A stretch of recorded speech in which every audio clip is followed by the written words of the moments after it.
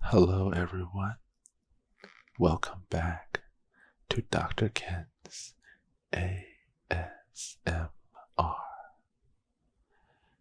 Today, I hope you're having a good day, and I hope you're having a good night.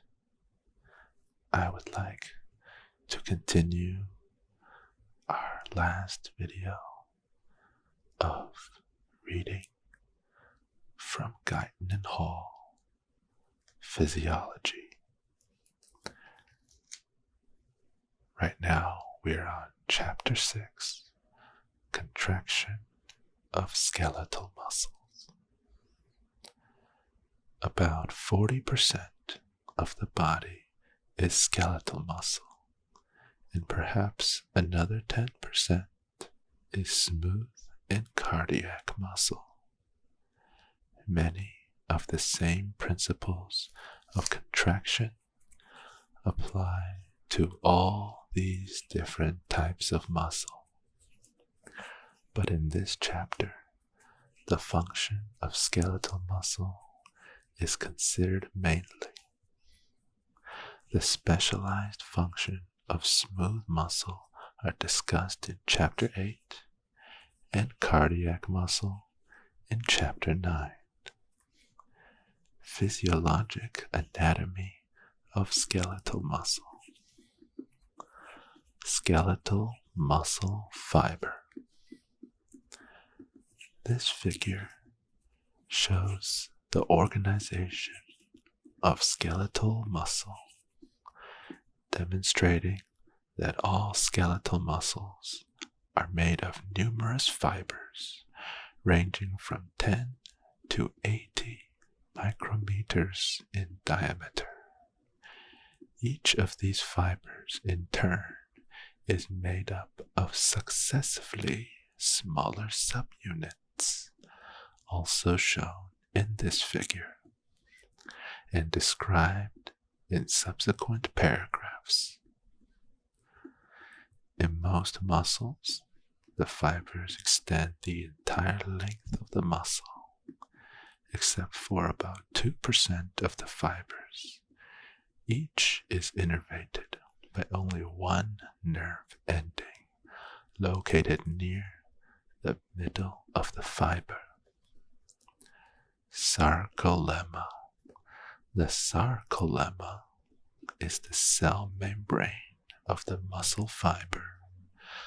The sarcolemma consists of a true cell membrane called the plasma membrane, and an outer coat made up of a thin layer of polysaccharide material that contains numerous thin collagen fibrils. At the end of the muscle fiber, this surface layer of the sarcolemma fuses with a tendon fiber.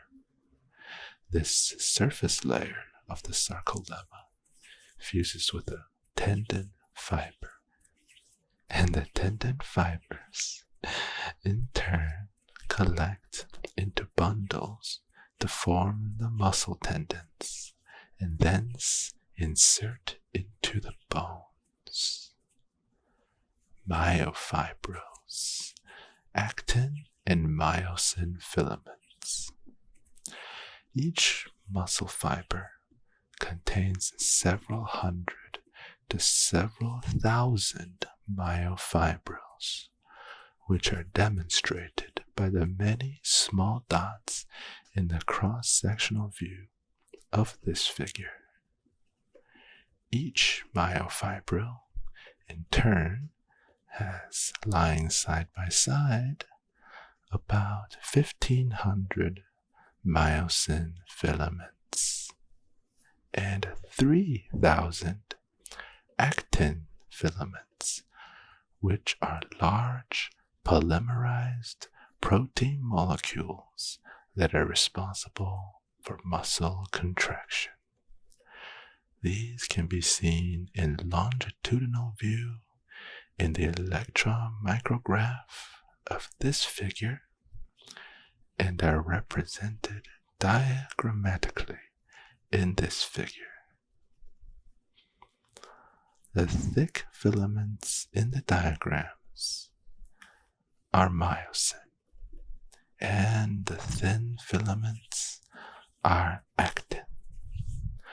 Note that the myosin and actin filaments partially interdigitate, and this causes the myofibrils to have alternate light and dark bands. The light bands contain only actin filaments and are called I bands because they are isotropic to polarized light. The dark bands contain myosin filaments as well as the ends of the actin filaments where they overlap the myosin and are called A bands because they are anisotropic to polarized light. Note also the small projections from the sides of the myosin filaments. These are cross bridges. They protrude from the surfaces of the myosin filaments along the entire extent of the filament, except in the very center. Interaction between these cross bridges and the actin filaments causes contraction. This figure also shows that the ends of the actin filaments are attached to a so-called Z disc or Z disc.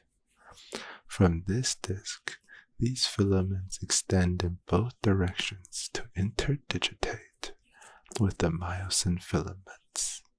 The Z disc, which itself is composed of filamentous proteins different from the actin and myosin filaments, passes crosswise across the myofibril and also crosswise from myofibril to myofibril, attaching the myofibrils to one another all the way across the muscle fiber.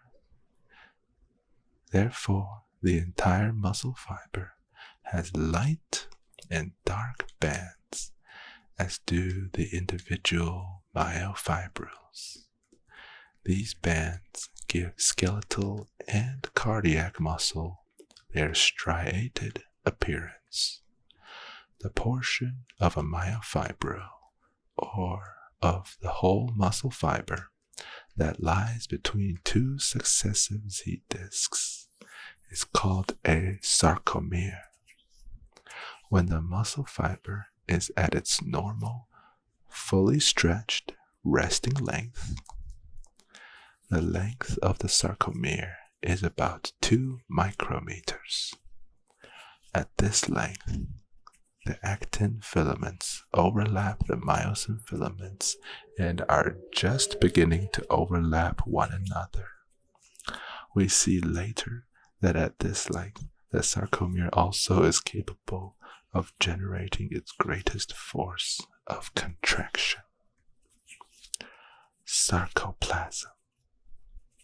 The myofibrils are suspended inside the muscle fiber in a matrix called the sarcoplasm, which is composed of usual intracellular constituents. The fluid of the sarcoplasm contains large quantities of potassium, magnesium, phosphate, and protein enzymes.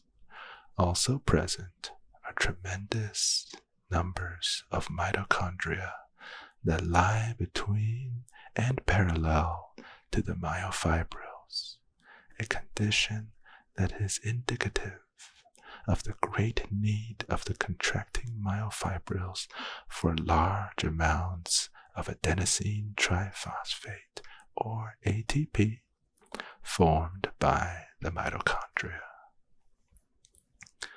Sarcoplasmic reticulum.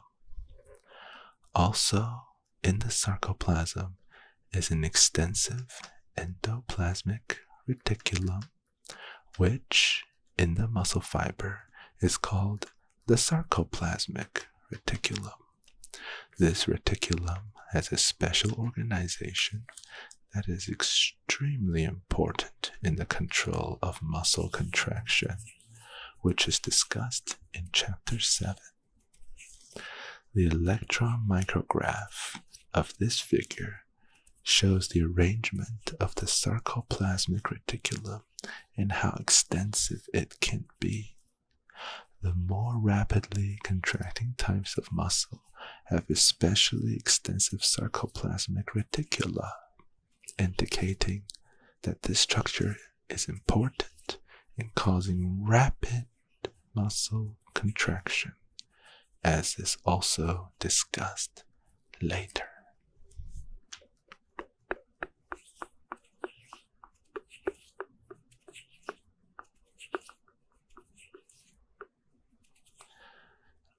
Okay, everyone, I hope this has helped you, and I hope that you will stay safe, stay well, have a nice day, and have a good night.